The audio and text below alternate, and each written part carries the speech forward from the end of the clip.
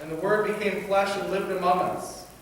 And we have seen his glory, the glory as of a Father's only Son, full of grace and truth. John testified to him, and he cried out, "This is he of whom I said, he who comes after me ranks ahead of me, because he was before me." From his fullness we have all received grace upon grace. The law indeed was given through Moses. Grace and truth came through Jesus Christ. No one has ever seen God. It is God, the only Son, who is close to the Father's heart, who has made him known. The Gospel of the Lord. Praise to you, O Christ. You may be seated.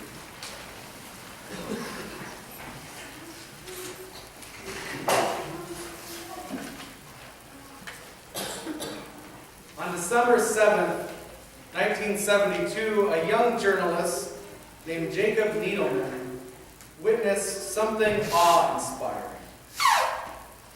He writes, "I was invited by Time magazine to be a participant observer at the launch of Apollo 17. At the time, there were a lot of cynical people complaining about the space program. It was a night launch, and there were hundreds and hundreds of reporters all over the lawn, drinking beer and waiting for this tall, 35-story-high white rocket lit by powerful lamps. But then the countdown came, and then the launch. The first thing you see is this extraordinary orange light, which just at the limit of light that you can bear to look at. It's beautiful, everything illuminated with this light. Then comes this slow thing rising up in total silence, because it takes a few seconds for the sound to come across. And then you hear it. That rumble, it enters right into you. This extraordinary thing is lifting up suddenly among all these cynical people and the wisecracking people, including himself.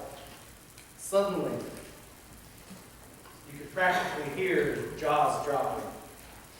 The sense of wonder fills everyone in the whole place as this thing goes up and up. The first stage ignites like a beautiful blue star, but you realize there are human beings in it. And then there's total silence. People get up quietly, helping each other up. They're kind. They open doors. They look at each other, speaking quietly and interestedly. They were suddenly moral people because wonder, the sense of wonder, the experience of wonder had made them moral.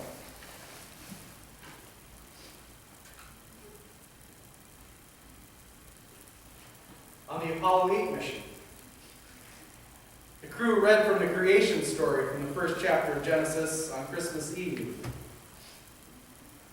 On the landing of the moon, Buzz Aldrin communed himself, and it's recognized every year at his home congregation in Webster Presbyterian Church, every July, Lunar Communion Sunday. I think we'll probably celebrate that here. I like that.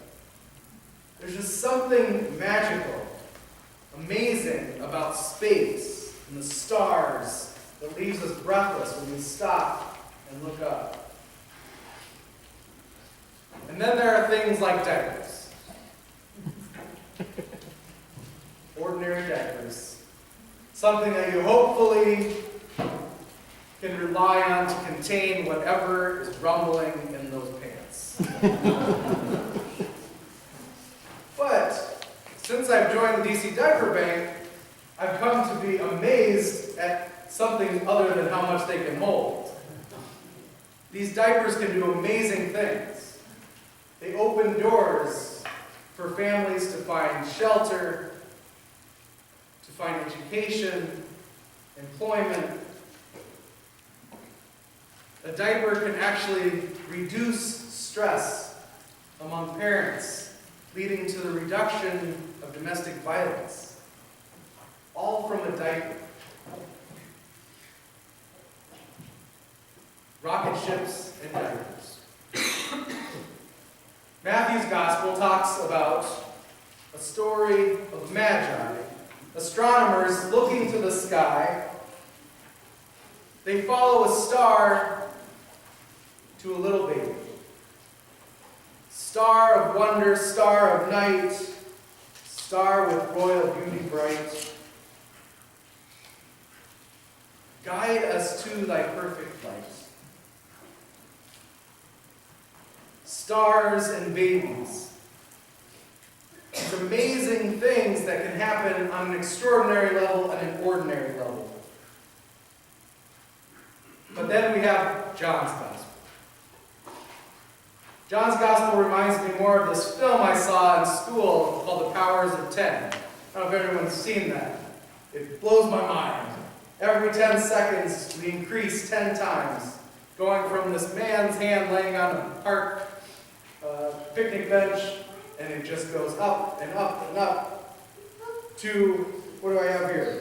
100 million light years. And then it comes back down through the man's hand into his skin, increasing, decreasing 10 times further down to a nucleus, showing this expansive universe in which we live in. This is the world in which God dwells. John's Gospel grounds us into the first stages of all creation. In the beginning was the Word, and the Word was with God, and the Word was God. And the Word that was with God and is God, and as God became flesh and dwelt among us.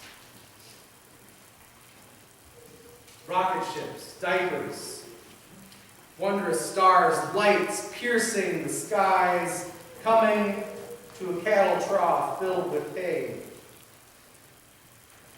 But John's Gospel reminds us, it's not really about the virgin birth or who witnessed what, but instead about that thing that breaks into our lives. John wants us to see the difference that was made with this birth. What the incarnation made in the world, what it means in our lives, that God became human, taking on our best and our worst, our wounds, taking in our breath, so that we may live and struggle and love and die with hope. The light pierced the darkness to open our senses, to experience the awful and the awesome in the most ordinary things. To see ugliness and beauty around us, to hear cries of sorrow and laughter, to smell the pungent and the fragrant, to touch those things that cut us, or feel the softness, or the taste of bitterness and sweetness that dwells in the world. The Word became flesh to dwell with us and claim us as children of God. He goes on, he was in the world, and the world came into being through him, yet the world did not know him. He came to what was his own, and his own people did not accept him.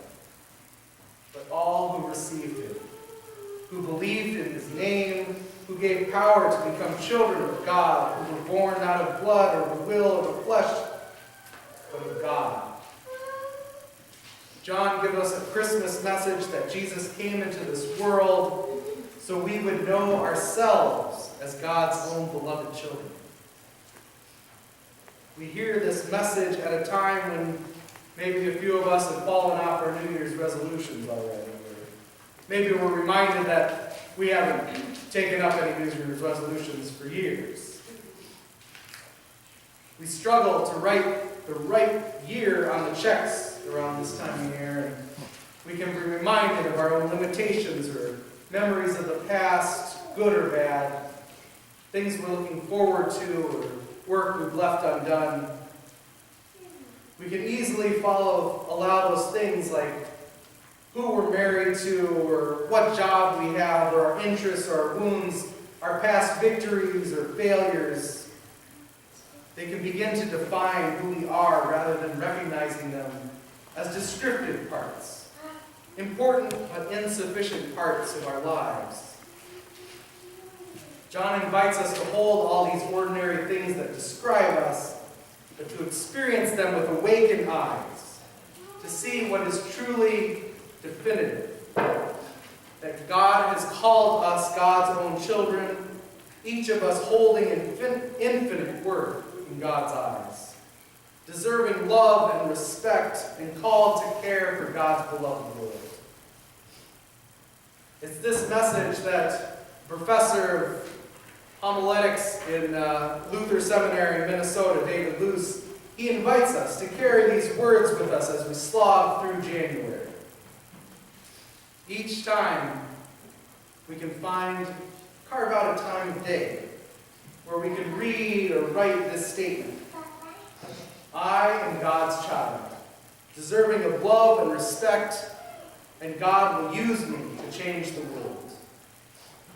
That's the statement that was set out with the little children. The statement for you each day, that we can try and say it until we believe it. That we can encounter, I am God's child, deserving of love and respect, and God will use me to challenge the world. Every time we encounter, we do so until we can clear every doubt or uneasiness of this confession. Let these words dwell within us, and let it fill us with wonder as this new year begins.